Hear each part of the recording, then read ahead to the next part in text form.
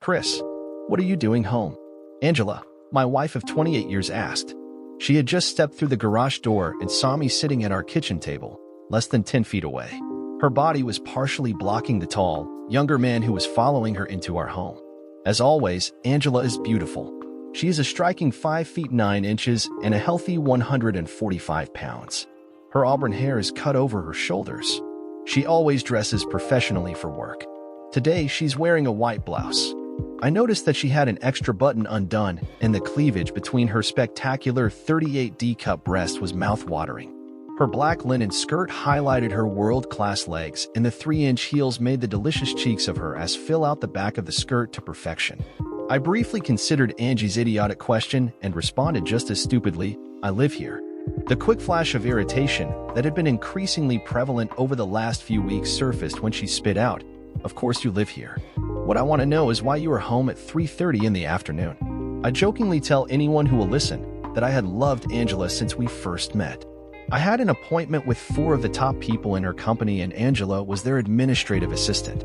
She met me in the lobby and escorted me to the senior suite of offices for my meetings. 4 hours later, when she walked me back to the lobby, I took a chance and asked her out for dinner. The rest, as they say, is history. By now, Angie's gentleman friend had scooted around her and was standing at her side. I was half expecting him to smirk, but his very intelligent eyes were showing signs of concern. From the start, things weren't going as planned. I guess I could ask you the same question, Angie. What are you doing home an hour and a half early? Angela and I have been joined at the hip since our first date. I'm proud to say that I have devoted every ounce of energy to her and our family. I worked hard and built a small, but very successful insurance brokerage firm. With the help of her employer, Angela went to college and in 6 years earned a bachelor degree. She moved from a support position and into human resources. Eventually, she headed HR in the company's Hartford, Connecticut office. I had loved Angela unconditionally for almost 3 decades. As I sat, looking at the monster she had become over the last number of weeks, I willed myself to be calm. I wanted to break her, just as effectively as she broke me, when I discovered she was a lying, cheating slut. When I gave Angie my signature crooked grin, she responded, "We came home early to talk with you." "We?" I asked, while looking Angie directly in the eye. Asswipe took the opportunity to introduce himself. He stepped forward, held out his hand, and confidently said, "Mr. Harrington." "Chris, I'm Michael Browner.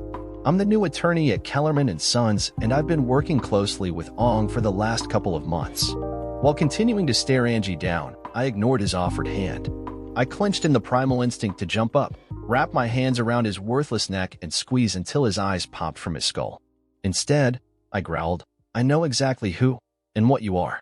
For the first time, I saw signs of concern in my wife, and then she cringed when I followed up with, "Ong? You threatened to cut the balls off the last person who called you Ong. Why are you putting up with such disrespect in your own home from this pile of shit?" I was pointing toward Asswipe. Angie looked worried and confused. By habit, she is a very careful planner. I was certain that she and Asswipe had planned for every possible contingency for this talk. In her mind, every I was dotted and every T was crossed. I was already, in her mind, a compliant cuckold. A quick glance toward Asswipe made me smile. I was fairly certain that his sphincter muscle was tightening and would soon be clenched in a knot, as tight as my sphincter. A shit show was coming, and it would be worlds different from anything that Angie and her boy toy could imagine. I took 2 or 3 deep cleansing breaths and tried to push the rage and disgust that had been growing into a quiet corner of my heart. Let's get on with this, I thought to myself. It's time to throw them off stride again. "Why don't I make 3 drinks?" I offered. "We can talk in the living room." "A glass of wine, please," was Angie's subdued request. When I turned to Asswipe, he seemed wary. He responded to my offer by saying, "Angela tells me that you enjoy bourbon and craft beer." I nodded and told him, "I do," as I got up from the kitchen table and headed to the bar in our family room. As I left the room, I heard immediate and urgent whispering as they moved in the opposite direction, through the kitchen to the living room. A few minutes later, I met them in the living room. They were seated together on the sofa. I handed Angie a glass of her favorite Merlot and Asswipe a tulip glass full of amber ale. I took my 2 inches of bourbon and sat in the armchair across from them. After raising my glass in salute, I took a small sip of the burning liquid. After returning the toast, Asswipe took a sip of beer. He held the glass in front of him and seemed to study the color and carbonation. He commented, This is one of the most complex amber alash I've ever had. What is it? Pabst Blue Ribbon, I answered. A swipe's eyes flared with anger and Angie looked confused and offered, "You've said that Pabst Blue Ribbon is worse than donkey urine and the crappiest beer ever made." She was halfway through her comment when she saw me laughing. She exploded, "You're such an asshole. We came home to have a calm talk with you, and you've been nothing but rude and condescending." I smiled and questioned, "I'm an asshole, rude and condescending? I guess we really need to start your talk. I'm sure that I'm about to learn how to have a polite, uplifting and loving conversation from my ever-faithful wife." Angie cringed and wasn't able to meet my eyes. Asswipe took over and began, "Chris, we've come here to discuss." I interrupted and said to him, "You had it right the first time." "Excuse me." He looked confused, as asswipes often do. "When you first addressed me, you called me Mr. Harrington, before presumptuously calling me Chris.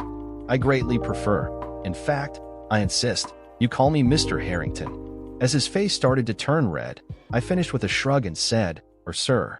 Instead of letting Asswipe continue, I turned to Angie and heatedly asked, "What do you want to talk about?" When Asswipe looked like he was going to respond, I said, "I'm talking to my wife, asshole. Just sit there, drink your complex amber donkey piss, and shut the fuck up." Angie was livid and exploded, "Your behavior this afternoon has been disgusting." I wanted to stop now. I nodded and seemed to think about her request. I asked, "Do you think my behavior is better or worse than your behavior over the last 5 or 6 weeks?" "What are you talking about?" Angie was half confused and half worried. Asswipe seemed to be holding his breath as he waited for my answer. I'll guess he was certain that their carefully crafted plan had gone off the tracks. Looking Angie dead in the eyes, I told her, "I don't know what pisses me off more. That you let him put his worthless little cock up your dried-up old cunt, or that you treat me like an imbecile." The stunned look on Angela's face was priceless. Her eyes narrowed and in a hushed voice she asked the obvious, "You know? It seems like I have more friends at your office than you do." I received an anonymous email from someone at Kellerman's 2 weeks ago. The email warned that you were having an affair and had 3 attachments that showed you on a picnic lunch at Middlewoods Park. The pictures were complete with hand-holding and kissing. "I'm sorry that you had to find out that way." Angela was trying to decide how to continue when I jumped in and asked, "So you want a divorce?" "No." She slid to the edge of the couch, leaned forward, rested her elbows on her knees and passionately said, "I love you and don't want a divorce. What Michael and I are having is a short-term fling. He's new to Connecticut and hasn't made many friends. Once he's settled, I'm sure he'll find a regular girlfriend." "I'm sorry, but that doesn't work for me. I signed up for a monogamous relationship with a loving wife. Instead, I found out that the woman I've devoted my life to is a slut and cum dump. A divorce works much better for my future plans." Angela begged, "Chris, just stop. I don't want a divorce, and I don't think you do either. This is a one-time fling and nothing more. I'm attracted to Michael and I wanted a little extra excitement in my life. It's never happened before, it will be over soon, and will never happen again. I promise." I took a small sip of my bourbon and sat quietly for a few moments before responding, "First, your promises have no meaning. Everyone in this room knows you're a liar." Angela was about to erupt when I talked over her and said, "And second, why would I ever believe this is your first affair? For all I know, it's your 51st. Please, you need to stop and think. We've worked together to build our family, and now that Kelly is married and thinking about starting her own family, we can slow down and plan for a wonderful retirement in a few years. My fling with Michael will be long over and forgotten." I got up, and without asking if anyone wanted another drink, walked to the den and refilled my glass. I was confident that my poor manners were not lost on the 2 idiots in the living room. They were huddled together and whispering when I returned. "May I say a few things, Mr. Harrington?" Asswipe asked. "The floor is yours," I was my disgusted reply. He gathered his thoughts before saying, "Angela is right. Our relationship is just a short-term fling. I regret that I let a married woman into an affair. I've never done that before, but we hit it off. As you know, she is a spectacular woman. Your threat of divorce, while understandable in the heat of the moment, will prove unwise over the long term. You've invested decades together. Don't throw it away." Angela was initially worried that the prenuptial agreement her father had you both sign would cause her to lose many of her assets in a divorce if we were caught. I can assure you, as a lawyer, that a nearly 30-year-old agreement can easily be overturned. Laws change. Legal wording becomes outdated. Any competent attorney will have the document laughed out of court. But even more important than that, you need ironclad proof of infidelity. Other than some mild, innocent public flirting that some of our associates may have seen, I'm confident you don't have the evidence necessary to enforce the agreement. I wondered, as he finished his brilliant legal summation, how my wife had become so stupid. Turning to Angela, I wondered, I can't understand why you would take legal advice from a corporate attorney who graduated in the bottom quarter of his class from Texas Southern University Law School. Texas Southern is ranked as one of the top 10 worst law schools in the country, year in and year out. How did you know? Asswipe didn't finish as I answered. One of my many mottos is know thy enemy. I continued, as I turned my attention back to Angela. What's your plan moving forward, Angie? She took a few moments to think things through before she told me. Michael and I are going to spend the weekend together. I'll be staying at his apartment tonight, and in the morning we are leaving for New York City. We'll stay in the city tomorrow and Saturday night, and I'll be home on Sunday. Even though I knew their exact plans, the sheer audacity of my cunt wife's statement tore my heart from my chest. I hoped she could see the crushing sadness in my eyes as I asked, so not only have you shared your slut body with this piece of crap, you're also going to share our quarterly getaway weekend with him? We've gone to New York City 4 times a year, every year since we've been married. Memories of all the spectacular sights we've seen together, the award-winning Broadway plays, the concerts and sporting events. You've smashed all of the thousands of heartwarming memories. I don't know what's happened, Angie, but you've become as big a pile of shit as this asshole. I was obviously indicating asswipe. Angela could tell I was devastated and responded accordingly. I didn't hear a single word she said, as the voices in my head were screaming, "End it. Fucking end it now." Looking over at a very concerned asswipe, I asked, "Is your wife okay with you fucking my wife?" "Christopher, stop. Michael is a widower. His wife died several years ago. He would never cheat on his wife." Even asswipe had the decency to cringe at my wife's last statement. I smirked and said to Angela, "Unlike you." I continued immediately and asked, "Is that true? You're widowed?" He quickly looked back and forth between Angie and me and hesitantly said, "Yes." I reached down and pulled a manila folder from the backpack sitting on the floor next to my chair. I opened the folder, scanned the first page and read, Dr. Cynthia Browner, Emergency Department Surgeon, Ascension St. John's Hospital, Detroit, husband Michael, daughters Katie, 11, and Lacey, 9. Dr. Browner has resigned for her current position effective June 22nd and will be moving to the Hartford, Connecticut area to join her husband immediately after her children get out of school. She will be working in a similar position at St. Francis Hospital and Medical Center in Hartford. If I wasn't so grossly unhappy about my marriage, I would have laughed hysterically at the look on Angela's face. "You lied to me?" She wanted to know. I couldn't help it. I did laugh. "Can you imagine?" I bellowed. "A cheat and a liar, lies to a cheat and a liar. What's this world coming to?" Michael reached out and cupped Angela's hand. Just before I could shout, "Get your fucking hands off my wife," I realized I just didn't care. Baby, I'm sorry. I did lie. I couldn't help it. You were so sexy and beautiful. I wanted you and needed you, and I lied so I could have you." He stood while still holding her hand. "Let's go back to my place and talk. We'll go to New York tomorrow and have a great weekend. When we get back, we'll still have 3 weeks until my family arrives. At that point, you can be a full-time wife and I'll be a full-time husband and father." Angela considered her options for a few moments before standing. She took asswipe's hand and turned toward me. "After this weekend, I promise to give up Michael completely. I'll come home on Sunday and I'll be the same loving wife I've always been." Angie and I stared at each other for a while. I wondered if she could hear my already crushed heart continuing to break. I've sat here somewhat politely, while you both had the opportunity to tell me about your fling and how, in the long term, it won't affect my relationship with Angie. I'd like to ask that you both sit down and give me a similar 30 minutes of time to lay out the changes I see happening. They looked back and forth between each other and me, trying to silently decide what to do. I pushed the issue and said, "The least you can do is give me 30 minutes of your time." Reluctantly, they sat. "I've set up several Zoom meetings for us," I told them as I pointed the remote at the TV and pressed a few buttons. I'd become an expert at arranging Zoom online meetings during the COVID-19 pandemic. When the TV lit up, I said, "Peter." "Lou, can you hear me?" I was talking to the two faces on the screen. "We can, Chris," Peter answered. I continued, "Angie, you obviously know our family attorney, Peter. I'd like to introduce you to his partner and my new divorce attorney, Lou bared. Gentlemen, I'd like to also introduce you to corporate attorney extraordinaire, Michael Browner. Angie and Asswipe were stunned as I finished with, Gentlemen, you have the floor. Lou immediately started, in a no-nonsense manner, Mrs. Harrington, I am representing your husband in your upcoming divorce. Papers were filed with the court earlier this afternoon. I'd greatly appreciate it if you would retain an attorney and make arrangements to officially be served. I'll give you until the end of the day on Monday. If I haven't heard from your attorney, we will hire a process server. We have filed for divorce using infidelity as the cause. We have a private investigator's report that documents in great detail, using audio, visual, and telecommunication proof, your sexual affair with Mr. Browner. As Lou was finishing his last statement, I tossed a second manila folder onto the coffee table in front of Angie. The loud slap made both assholes jump.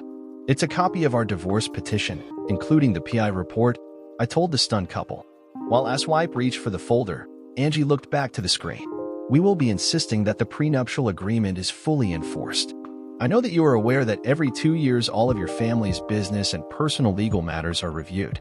As part of that review, the prenuptial agreement has been revised so as to stay within the current state legal guidelines. As we have your signed and notarized signature for every update over the last 28 years, I am 100% confident that the prenuptial agreement is fully enforceable.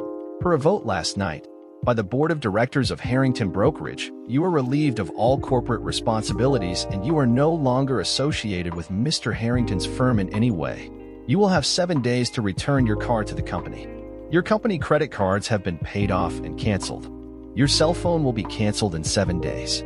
Your membership to Cedar Mountain Country Club and LA Fitness are canceled. We have also paid off and canceled the 3 joint credit cards you have shared with my client.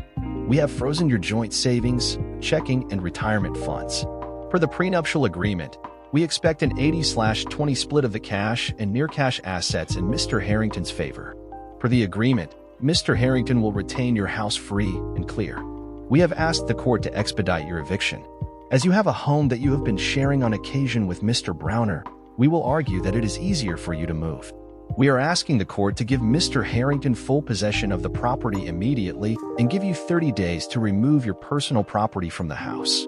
There will be no alimony and obviously child support isn't relevant. There are many smaller claims that my client has made. Your attorney can explain them to you. Chris, have I missed anything? You've hit all the highlights, Lou, thanks. The TV screen immediately went black. Just as quickly, Angie jumped to her feet and screamed, Wait. She looked at me and said, Get them back. I have questions. I laughed and said, That's not how it works, Angie. You'll need to hire your own lawyer to get your answers. You motherfucker. Angie growled. I'm going to fucking destroy you. With a smirk, I looked at her partner in crime and asked, Hey, Asswipe, what does your near-genius legal mind tell you is the over-under on this cunt destroying me in the divorce? His silence had Angela sink back into the couch and curl in around herself. I'll guess my smile was ear to ear. I simply held up the TV remote and waved it at her, before pointing it at the TV. As the second Zoom meeting started, I said, Jake, can you hear me? Hi, Chris. I've got a conference call that I need to jump on, so this will be quick. Browner, you are fired, effective immediately. Your personal items are being removed from your office and will be in a box in the lobby. If they aren't claimed within 24 hours, they will be thrown out. You will not be receiving a recommendation. Angela. I could hear her boss slow down and sigh. I looked over at Angie and saw her shaking. She was scared to death. I can't tell you how disappointed I am. Your behavior as a senior member of my staff is inexcusable. That being said, 29 years of exemplary service must be taken into account. Your position in Hartford has been eliminated. I'm offering you the same position at our facility in Albany, New York. You have a week to decide if you'll take the transfer and 30 days to move to Albany. The screen went blank again as Angie cried into her hands and Asswipe slouched back into the couch. I was purposely smirking at Asswipe. When he saw me, his rage started to build. He was younger, bigger, and I'll guess stronger. Unfortunately for him, he was as stupid as a bag of rocks. As Asswipe was ready to explode, I once again waved the remote, pointed it toward the TV, and pressed a button. The screen lit up and I asked, Dr. Browner, can you hear me? Asswipe and Angie sat in stunned silence. They were white as ghosts and their mouths were hanging open. The face of a beautiful blonde filled the screen. She said, I've asked you to call me Cynthia. Sorry, Cynthia. The floor is yours. Michael, I've filed for divorce. Expect to be served over the next few days. The kids and I will remain in Michigan. I've been able to keep my current position at the hospital. As White begged, Cynthia, please. We can work this out. It was just a fling. The face on the screen looked disgusted. I've been doing some checking since Chris contacted me. This is the third job you've lost because you couldn't keep your cock in your pants. After I received the private investigator's report, I contacted him and asked him to do some additional digging. Everyone was staring intently at the screen. When Cynthia continued, Mrs. Harrington, do you know Alice Packer? Joy Likely? Tori Jones? Candy Phillips? When Angie didn't answer, Cynthia laughed and said, I really don't expect an answer. The question was rhetorical. I know they are all associates of yours. Did you know Michael had flings with each of them? Can you imagine? You were just one of his many whores. Tell me where to send your crap, Michael. You're not welcome at my house. When the screen faded to black again, Asswipe yelled, I'm going to kill you, asshole. He struggled to his feet as I slipped my Colt .45 from between the chair cushion and pointed the monster at him. Asswipe looked like he was going to vomit, which was exactly the look I wanted. You've got two choices, Asswipe. You can leave, or you can sit down and shut the fuck up. I don't care what you do, but if you come at me, I'm going to shoot your left ball off. I'm not sure if I was completely happy that he sat back down, but was grateful that I'd be able to have my last planned Zoom meeting. I looked over at Angie. She was pale, her cheeks were streaked with tears and mascara was smudged around her eyes. She looked awful. I've been seeing a counselor for the last 2 weeks.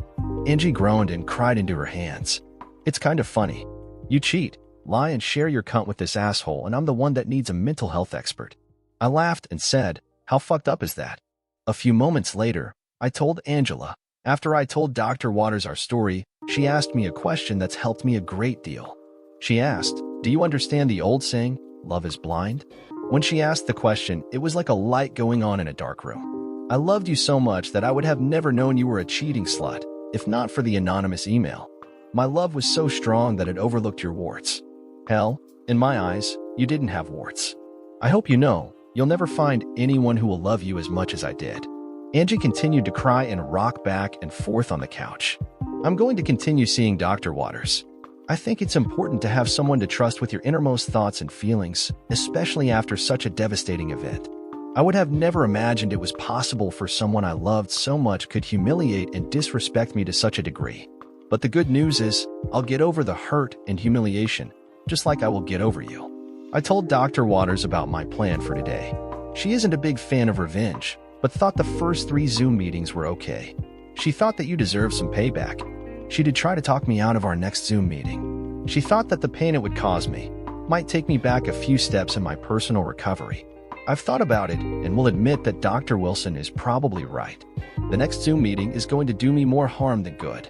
But I don't care. This next meeting will hurt me, but it will cripple you. As I held up the remote for the 4th time and waved it at Angie, she shrunk back into the couch in a panic.